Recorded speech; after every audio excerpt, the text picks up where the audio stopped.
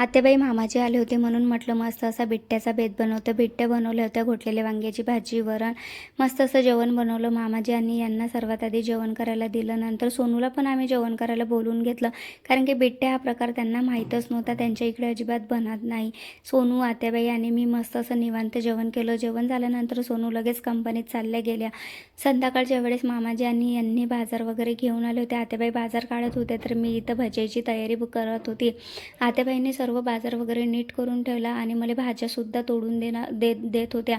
ते झाल्यानंतर मग इकडे हे गवतीच्या वगैरे पण हे कट करून देत होते. आता वेळ होती गावाला जाण्याची, कारण की आत्याबाई आणि मामाजीचं यांचं तिकीट काढलेलं होतं. हे जाणार होते गावाकडे. आता वावरातल्या कामामुळे लवकरच जाणार होते, तर मग मी पाया वगैरे लगेच पडून घेतल्या होत्या.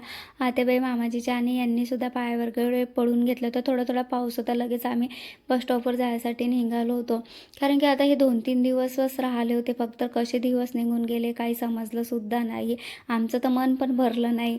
लगेच गाडी आली अर्ध्या तासानं आणि आत्याबाई, मामाजी गाडीत बसले होते. घरी आल्यानंतर काहीच करमत नव्हतं.